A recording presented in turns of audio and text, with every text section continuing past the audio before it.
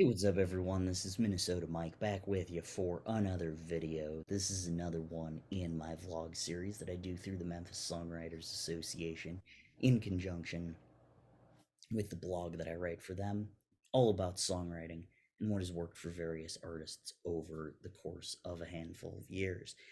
Now, we're talking about songwriting, but in this particular blog and vlog kick, we're going to talk about cover songs and some of my favorite covers, some of the best covers that I've ever heard.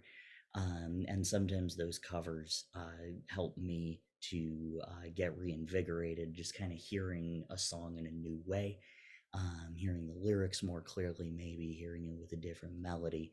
And that really helps me to, like I said, reinvigorate my songwriting, and so I hope it does the same for you. Last time we looked at One by Johnny Cash, and that was a cover of a U2 song. This time we're going to look at All Along the Watchtower, but not that version.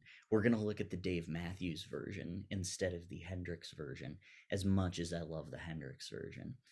So, really just, like I said, with these cover songs, I'm always stressing as a songwriter, oh, this person wrote that song even though so and so is covering it. And that's especially the case when the original was done by Bob Dylan. Of course, I'm not going to shut up about that.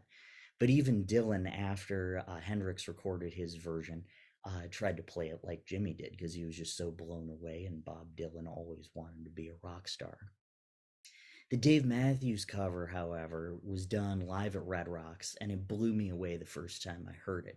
In fact, it was the cover that inspired me to learn how to play this particular song on guitar. I was up at a cabin in northern Minnesota with my friend Zach and a bunch of his friends, and some family friends, and that was playing on somebody's iPad while I was getting smoked in cribbage. So, at least a couple positive things came out of that, losing in cribbage. But anyway, let's dive into this song lyrically. So, Dylan has historically been silent about the meanings of his songs, but All Along the Watchtower is widely regarded as a tale about being unable to escape the woes of life. It was released about a year after his motorcycle accident and talks about a joker telling a thief that there must be some kind of way out of here, and saying that he can't get no relief. But the thief counters by saying that although the people they're observing feel life is but a joke, they know better because they've already had near death experiences, so they must focus on getting out of their current predicament. Melodically, this song uses three chords throughout: A minor, G, and F. And in both the Hendrix version and the Dave Matthews Band version, this lends itself very well to jamming, and there's a lot of it in those versions. Included on this live recording is Dave Matthews on acoustic guitar and vocals. Also, Carter Buford plays drums and other percussion. Leroy Moore plays saxophone, Boyd Tinsley is on violin, and then Stefan Lassard is on bass. Tim Reynolds plays lead guitar on the track. Structurally, this particular song follows a verse verse solo verse outro format. Now, I want to talk about that outro really quick because the title doesn't really come in until a little ways into the song. All along the watchtower, the princess kept her view, and then the outro, in addition to being just instrumental, he also repeats all along the watchtower, all along the watchtower, and then they dive into the final outro solo, however you want to put it. So the simplicity of All Along the Watchtower, the original version, as it appears on John Wesley Harding, is what makes the story in the lyrics as compelling as it is, as they are, right?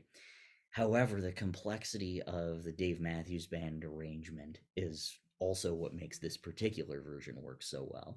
It builds and builds and builds. It starts off with just an acoustic guitar, and then the percussion kicks in. The saxophone briefly comes in before the violin takes over and jams along with Dave.